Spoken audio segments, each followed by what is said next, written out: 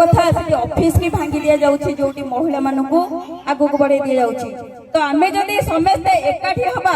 एक हबा तो निश्चित भाव में सरकार को आमे जवाब दे परिबा। तमे जो महिला सशक्तिकरण ना रे लक्ष लक्ष टका ऋण दउछ से ऋण रो हिसाब दियो केतेटा महिला सशक्तिकरण होउचंती जो माछ चाष पई लक्ष लक्ष टका लोन दउछ सेथिरे केते जण महिला उपकृत होउचंती एठी जण निस्वार्थ फेरफार भाबरे जदि सेवा करूची तमे ताको टार्गेट करी ता घरटी बिना नोटिस रे भांगुछ एटा कोठी आईनगत प्रक्रिया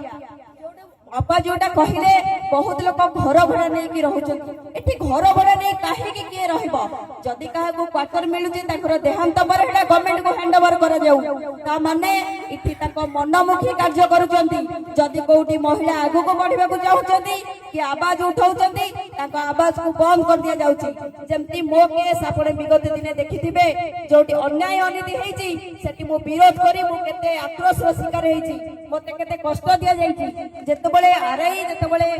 तहसीलदार को धरी हम गां को भांगीबा को जाईथिले गोटे घर को भांगीबा को जाईथिले जेतु मो जनप्रतिनिधि अछि सेठी मो किछि लोक को नै ताको क्वेश्चन करिथिली आपण केतेटा घर को नोटिस करचंदी जदि 126 घर को नोटिस करचंदी ताले सीरियल नंबर फास्ट रो भांगी के आसतु आमे आपण को सहयोग करबो तो सेठी हम बाध्य होई करी आमे विरोध करिबारु से माने सेठी फेरी के जाईथिले किंतु पारादीप जो कलिंग वुमेन पावर जो ऑफिस थिला एठी बेआईन भाबरे भंगा जाईछि होय तो ताको नोटिस करथिले से महिला मानु को सामना करि पर नथले गवर्नमेंट सेथि पई से चंचकतार सहित बिना नोटिस रा से घर को भांगी चंती तो एठी कोड ना कोडी महिला मानकर जो आत्मसम्मान अछि ताको हानि पहुंचै जंती तो आगामी दिन रे एहार निश्चित भाबरे जवाब दिया जिवो तो महिला माने जेतेबेले गोटे मां होउचंती गोटे भौणी होउचंती निश्चित भाबरे दरकार पइले गोटे दुर्गा रूप भी धारण करि परिबे ना कोन कहउचंती आमे कलिंग वुमेन पावर महिला माने मो भी आपण मानक सहित अछि